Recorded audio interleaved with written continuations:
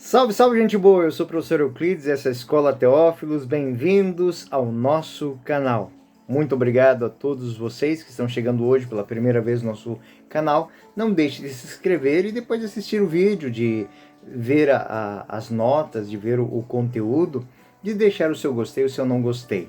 Também deixo aqui meu agradecimento a todos os nossos colaboradores, aqueles que fazem de maneira formal ou informal para o canal. Muito obrigado!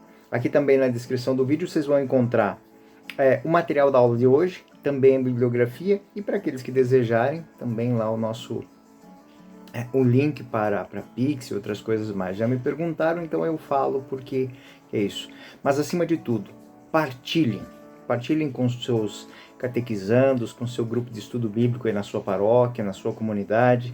Não deixe de levar adiante esta boa iniciativa de estudo bíblico. Tá bom, gente boa? Podem saber que é feito com muito carinho, muita dedicação. Vamos ao estudo. Estamos estudando hoje a carta aos Hebreus. Nós vamos fazer a segunda parte hoje. Na última aula nós falamos um pouquinho da história, das temáticas e tudo mais. Hoje nós vamos continuar o nosso estudo, tendo como foco na autoria e o conteúdo teológico, que é muito importante dessa carta. Bom, o conteúdo de início, né? Já vimos que não é uma carta, mas é mais uma exortação, aquilo que a gente chamaria, inspirado pela teologia que se seguiu, um sermão exortativo, né? A maneira de muitos sermões e muitas catequeses. Então, a motivação, simplesmente, ela pode, como disse na última aula, ela pode ter a sua fonte em um sermão que foi proclamado e depois foi compilado, foi escrito, foi rememorado, ou dos tantos sermões que São Paulo fez sobre essa temática. O importante é a quem foi direcionado, né? A datação dessa composição, isso para nós é muito importante para entender, porque existem algumas divergências sobre quanto ao autor e datação, mas essa temática exortativa do texto da carta aos Hebreus, ela é muito importante, porque nesse texto se fundam as bases para Cristo, Senhor do Universo, ou seja, o conceito de Cristo sacerdotal, o Cristo que vai ser o Redentor da humanidade. Então, o Christotokos, né, a salvação que vem através do Cristo. Bom, vimos na última aula que a carta aos Hebreus, ela não é uma obra de São Paulo como escritura, mas como temática. O estilo é extremamente diferente do epistolário apostólico, bem como a abordagem feita nessa argumentação sistemática. O seu nome não aparece também como autor, nunca usa eu, Paulo, não se apresenta como apóstolo, mas e parece não ter tido um contato direto com Jesus. Explico. Porque existem muitas menções, muitas apresentações dessa presença não como um testemunho, mas como uma memória. No entanto, deve-se reconhecer que esta carta aos Hebreus, é uma obra paulina, está no corpus paulino. Mas por quê? Porque a maneira paulina de falar de Cristo, a maneira paulina de expor uma tese, e é das maiores obras do Novo Testamento no que diz respeito à cristologia, ou seja, aqui é apresentado todos os parâmetros para a cristologia. Apesar da grande novidade do conceito de sacerdócio, né, é próxima ao texto dos Colossenses e dos Efésios, sobretudo na insistência da superioridade gloriosa do sacerdócio de Cristo em relação ao sacerdócio ministerial judaico. O fundo teológico da carta é decisivamente paulino também, porque ele faz uma crítica, embora uma crítica comparativa ao regime da lei, que não é capaz de salvar. É a obediência redentora que assumida pelo homem, ou seja, obedecer a Cristo, que constitui o ponto de referência para a transformação da vida humana. E esses são os pontos de referência certos que são próprios do pensamento paulino. Por isso, embora não tenha sido ele a escrever, a origem desse pensamento é paulino, porque essa reflexão é a reflexão do apóstolo. Os motivos pelos quais essa reflexão se tornou uma obra que foi compilada, essa também não é muito difícil da gente entender, mas eu vou tratar desse tema logo mais. O autor pertence a um grupo de cristãos. Esse autor desconhecido é um cristão formado pelo apóstolo Paulo. A curiosidade para identificá-lo, ela é antiga, é muito grande, mas a chance de sucesso, de dizer assim, é muito grande. É muito pequena essa chance de acertarmos objetivamente quem é o autor. Até porque pode ser mais de um. As tentativas de identificar esse autor, o autor da Carta aos Hebreus, têm sido feitas desde os tempos antigos. Por exemplo, Clemente Romano foi colocado como um dos possíveis, São Lucas, Tertuliano, Barnabé, que era colaborador de São Paulo, famoso por sua eloquência, o que explicaria a maneira de pregar homilética. Os autores modernos aumentam essa lista como possíveis candidatos. É apresentado Filipe, Judas, Silas, Áquila, Priscila, um certo Aristão. Contudo, acima de tudo, Apolo. Então, Apolo e Barnabé são tidos entre os possíveis autores e é favorecido por algumas pistas do texto.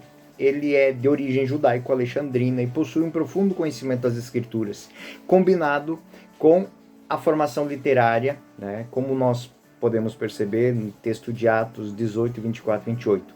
Ele também tinha relações muito próximas a Paulo, embora houve aquela divergência, mas a divergência não era entre Paulo e Apolo, era entre a maneira com que eles eram abraçados pelas comunidades. Por fim, podemos dizer que não temos a prova cabal de quem é o autor. Mas os dois personagens mais creditados para serem os autores da carta aos Hebreus são Barnabé e Apolo. Por fim, temos que lidar com a questão da nota que acompanha, o estilo, na verdade. É diferente do discurso e muito próximo àquele que é utilizado por São Paulo. Timóteo é nomeado colaborador do apóstolo e a saudação final é tipicamente paulina. O nível das hipóteses pode dizer que a nota é do próprio Paulo, adicionada como um acompanhamento ao sermão, composto por um de seus discípulos e colaboradores.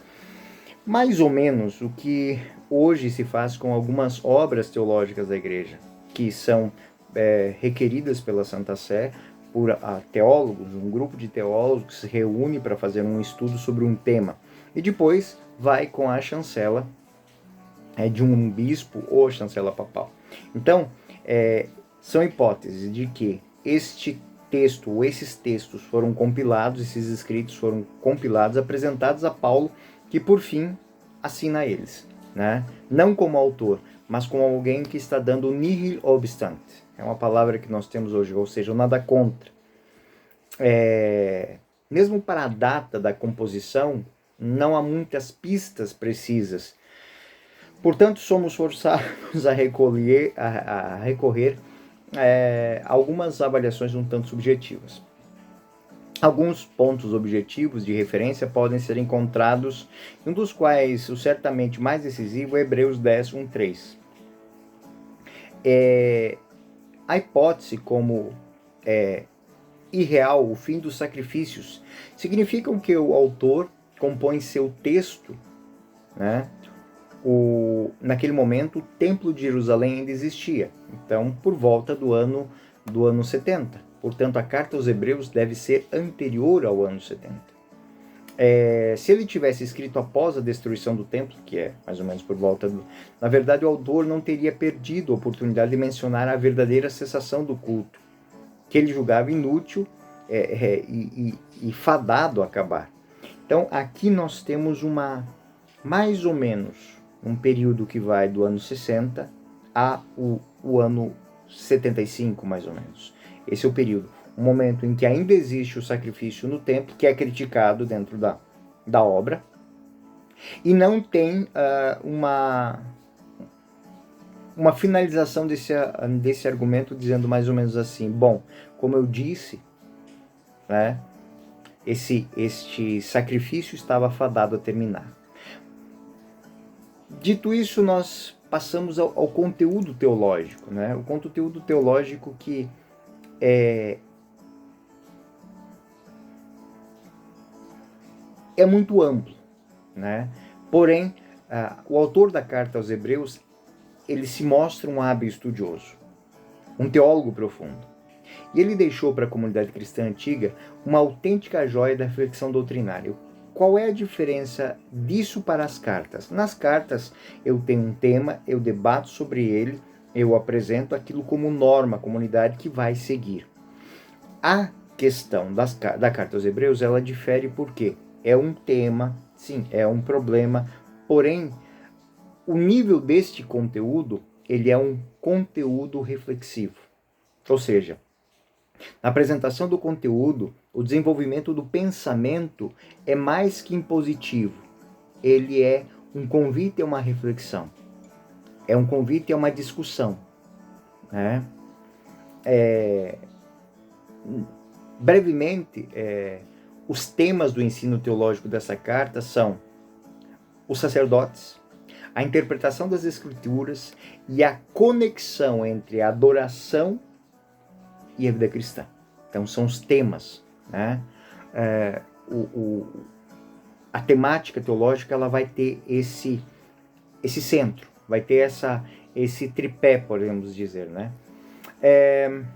O tratamento do sacerdócio de Cristo é uma característica fundamental da carta aos Hebreus. E é necessário reconhecer aqui algo muito importante do seu autor: a capacidade de uma nova síntese doutrinária, intimamente enraizada na pregação primitiva, mas que leva a um outro patamar. Como eu disse, não é mais a colocação de uma ideia que tem que ser vivida, mas o convite a refletirmos sobre algo que estamos vivendo. Podemos dizer que a carta aos Hebreus tem o sabor de uma reflexão renovadora. Talvez aqui dos grandes méritos dessa carta é mostrar que a igreja não está estática. Nós partimos de preceitos, esses preceitos eles têm um tempo, um espaço, um lugar, mas esses preceitos, de tempos em tempos, eles são chamados a uma reflexão. Nós somos chamados a refletir, né? A refletir sobre essa vivência. Como, por exemplo, agora a igreja no sínodo, ele quer entender, o sínodo que foi proposto agora, quer fazer uma reflexão, chamar a igreja de reflexão. O que é a vida em comunidade? O que se tornou a vida em comunidade? Qual é a vida em comunidade para o momento em que a humanidade está vivendo? Dentro desse mundo globalizado, como deve ser a postura dos cristãos e das comunidades católicas, apostólicas romanas? É isso que a igreja pretende com este símbolo, né? Essa temática, essa dinâmica de conversa, de ir não só aos pastores, mas aos membros das comunidades, aos cristãos em si. Como é a nossa postura, essa comunidade, como é que ela está evangelizando?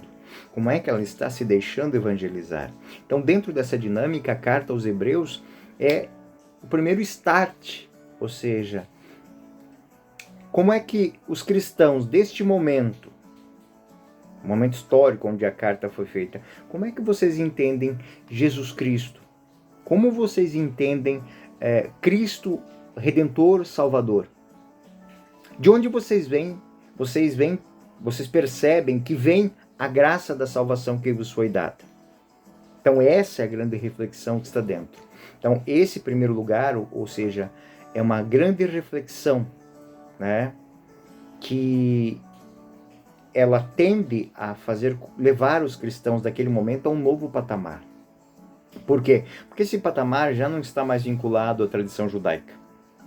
Esse patamar ele já não pode mais estar vinculado ao conceito de sacrifício dos pagãos, não pode estar mais vinculado ao conceito de sacrifício do Antigo Testamento.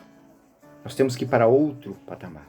A obra de Cristo é apresentada como a obra da salvação, a redenção, a justificação. E agora, a reflexão que o texto aos Hebreus nos propõe é uma autêntica meditação sobre o sacerdócio. Porque, ao final de tudo, o cristão é chamado a ser outro Cristo. E se Cristo é sacerdote, como é o sacerdócio do cristão? Essa é a grande realidade. Sacerdotes, reis, profetas, mundo batismal, né? E a reflexão começa aqui. Então, a proclamação tradicional dos cristãos, né? Ela é Cristo morto e ressuscitado, é penhor de salvação. Agora é retomada, as categorias é que vão mudar. O raciocínio parte do Cristo glorificado, um verdadeiro homem entronizado à direita de Deus Pai, que é capaz de levar os homens à mesma comunhão na vida eterna. Mas como se dá isso? E aí a grande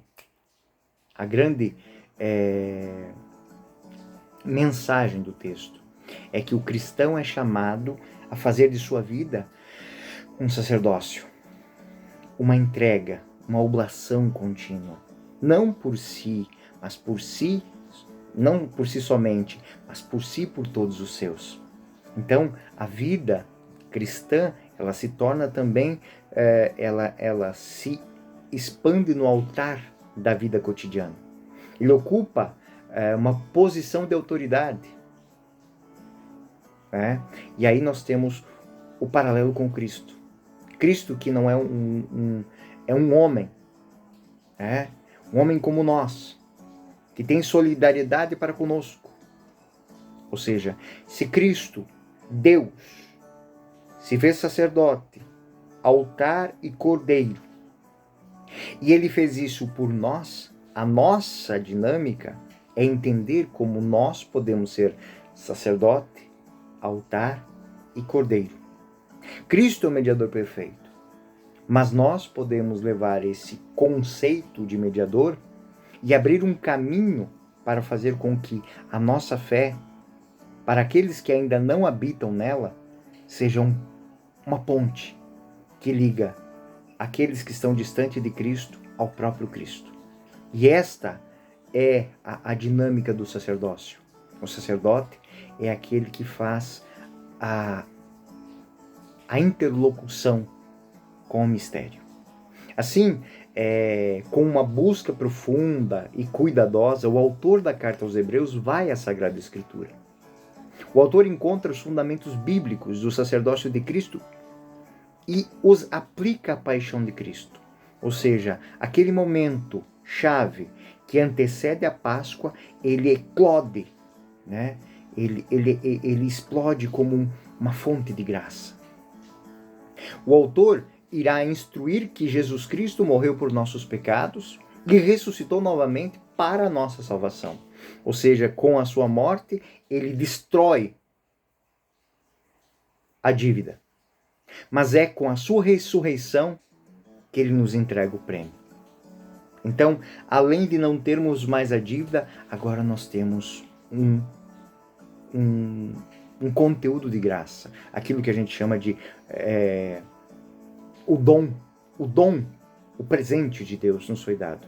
Em primeiro lugar, o autor mostra que considera as Escrituras de duas maneiras diferentes. É interessante ver. Ele, de um lado, ele vê o Antigo Testamento como uma instituição, ou seja, quando o sacerdócio é criado, ele se institui no templo, com ritos, com leis, e, como tal, ele anuncia sua revogação. Aquele que foi criado com ritos, com leis, agora ele não se funda mais em ritos e em leis, ele funda numa adesão. Ele demonstra amplamente que considera o Antigo Testamento também como uma profecia. Em seguida, ele apoia a sua fé e anuncia a plena realização em Cristo, ou seja, o sacerdócio que foi instituído no Antigo Testamento, tu és sacerdote eternamente segundo a ordem do rei Melquisedeque, Ele deixa de ter o seu centro ligado ao sacrifício, aos ritos e à lei, e passa a ter uma adesão chamada obediência, a capacidade de sabermos ouvir. Então as nossas atitudes, as nossas decisões, as nossas ações, as nossas palavras, elas passam a ter um valor não de mera propagação de um ato estanque no tempo, mas a proclamação e a renovação de um momento de graça que se eterniza. Então, os outros aspectos interessantes na teologia desse autor é a relação entre os dois testamentos. Parte da ideia de semelhança entre os dois pactos, de modo de continuidade, né? Então, eles são semelhantes e contínuos. O Deus do Novo Testamento é o mesmo do Antigo, só que dentro de uma continuidade, de uma revelação. Os sacrifícios do Antigo Testamento, eles eram prefiguração do sacrifício. O sacrifício de Abraão no alto do monte, onde ele leva a lenha sobre o filho Isaac, todo aquele processo, ele só é entendido profundamente como prefiguração daquilo que Cristo faz no Calvário. Ou seja, carrega a lenha, se torna o cordeiro e se deixa imolar. Diferente de Isaac, que foi poupado, Deus não poupa o seu filho para a salvação porque Isaac não tinha o poder de restaurar a ordem, mas Cristo tem. Então, essa conclusão lógica, ela insiste no cumprimento das figuras antigas, defendendo vários passos e mostrando que o Cristo é superior a tudo aquilo. E aí, nós vamos ver através de técnicas exegéticas, e nós vamos ver na próxima aula, texto a texto, ponto a ponto, onde foram sendo colocadas essas dinâmicas. O autor da carta aos Hebreus, ele é um magíster, é um grande professor. Um professor que ele segue os métodos tradicionais judaicos, ou seja, ele quer que as pessoas entendam a partir dos textos, e ele vai propondo textos complementares, textos que vão se concatenando até chegar à reflexão. Ele segue o método rabínico, que vai mostrando de texto em texto os pontos que se interligam, até formar, através daquela colcha de pensamentos, um panorama. Um grande panorama que aí você tem que tomar uma certa distância para compreender o todo. Ele parte dos pontos e abre a tela. Então, é dinâmica do estudo.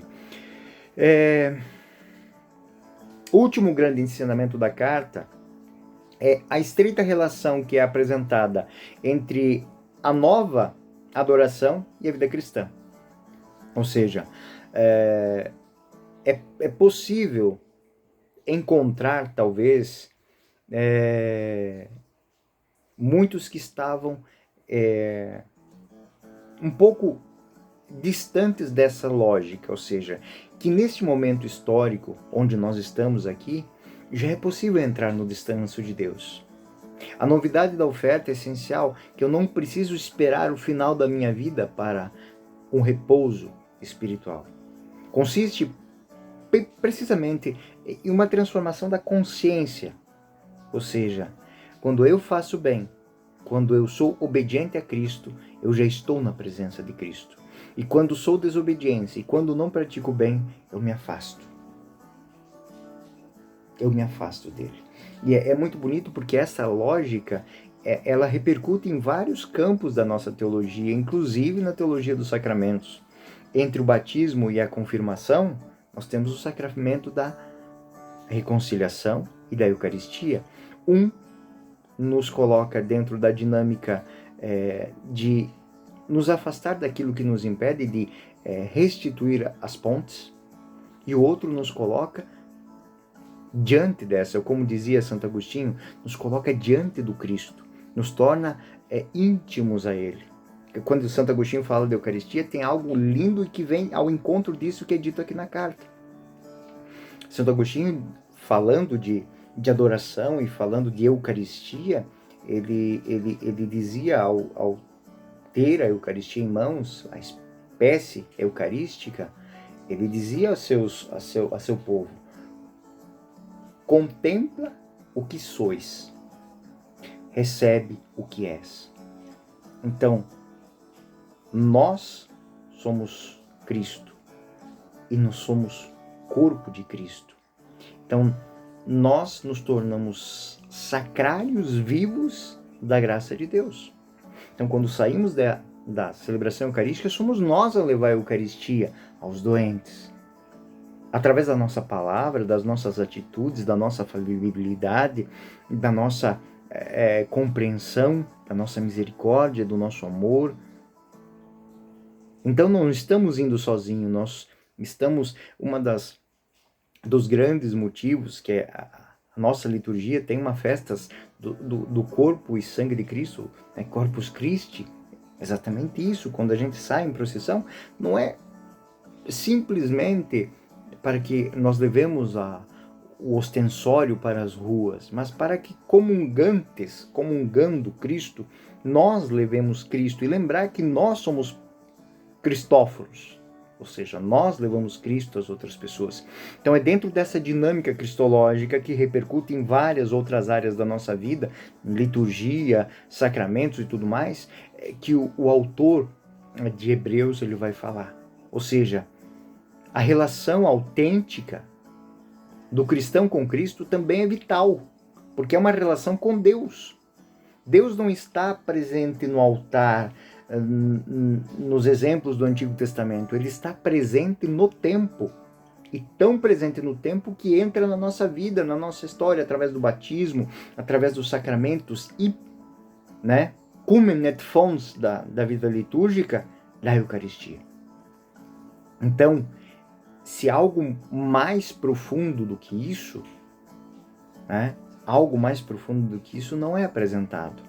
Então, o cristão, quando vai à Eucaristia e comunga de fato, ele também se deixa comungar por Deus.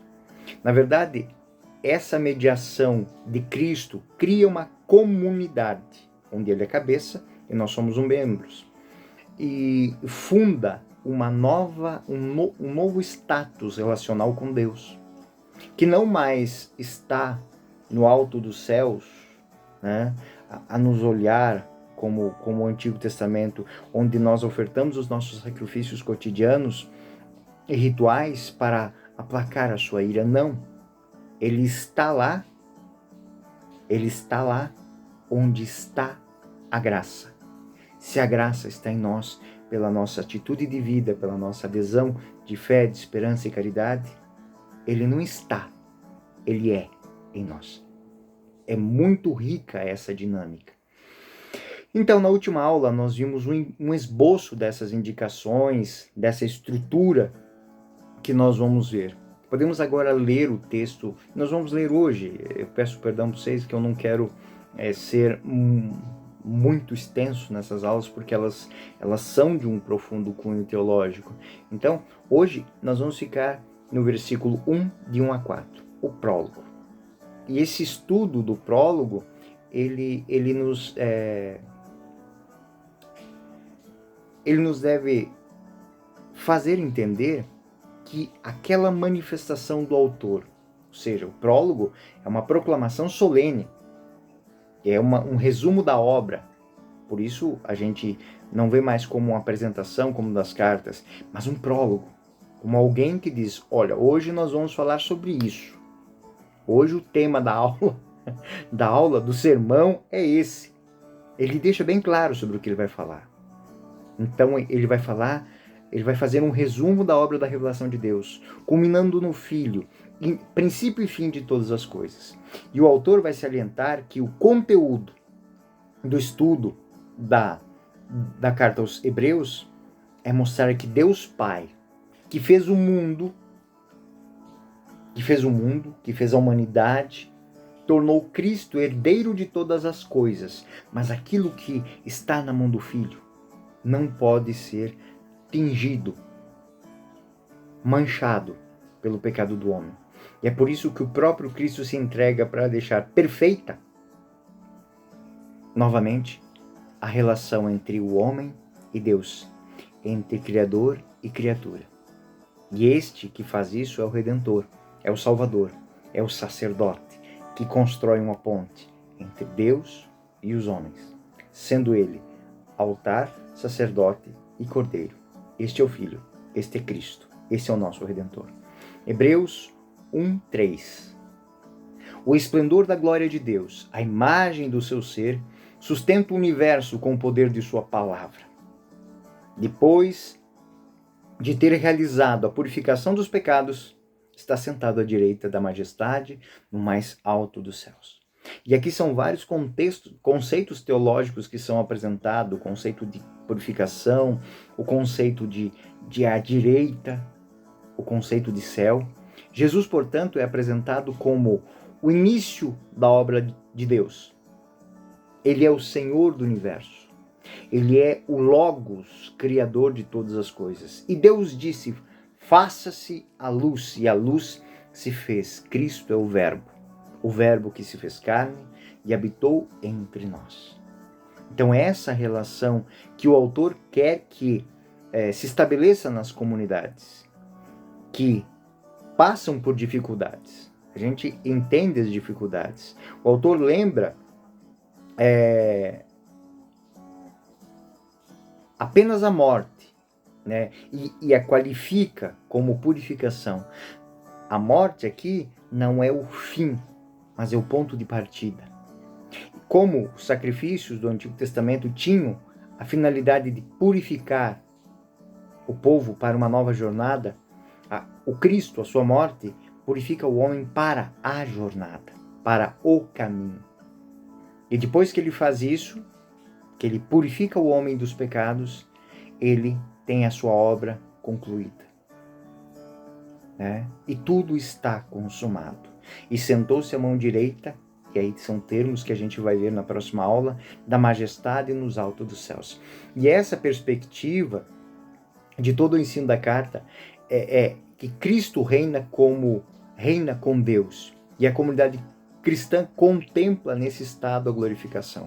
Ou seja, os cristãos são colaboradores quando manifestam no mundo o poder e a graça do Cristo. A última expressão do prólogo introduz como novidade. É a referência ao nome obtido pelo Cristo ressuscitado e a indicação de superioridade sobre os anjos que introduz a primeira parte do discurso. Então, passaremos ao dito conteúdo teológico agora, que é específico, que será tema do nosso próximo estudo. Então, no nosso próximo estudo nós vamos tratar disso. Antes de fazer essa passagem, eu não gostaria de terminarmos com essa aula sem falar algo muito interessante que vários autores apresentam. Quando Cristo fala do sacerdócio, quando o autor fala do sacerdócio de Cristo, ele está falando de uma comunidade que também é feita por sacerdotes, por levitas que deixaram o judaísmo e que agora eles estão passando por dificuldades até mesmo e perseguições pelas suas comunidades. E então ele está falando que o sacerdócio ao que eles foram convidados é muito maior que o sacerdócio ao qual eles pertenciam. Aquele sacerdócio que era a fonte de vida, o meio de ganhar pão, era uma profissão. O sacerdócio cristão é uma vocação dada no batismo.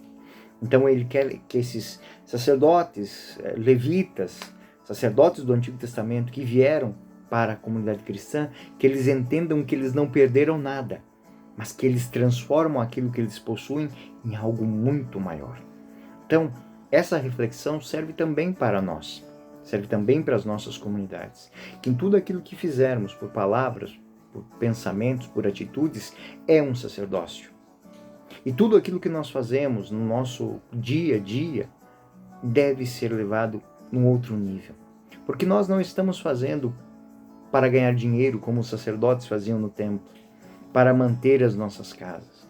Mas o bem que nós fazemos, a honestidade que nós vivemos, o trabalho que nós dedicamos o nosso tempo, o nosso espírito, ele é levado para um outro nível quando eu coloco nele o desejo de perfeição.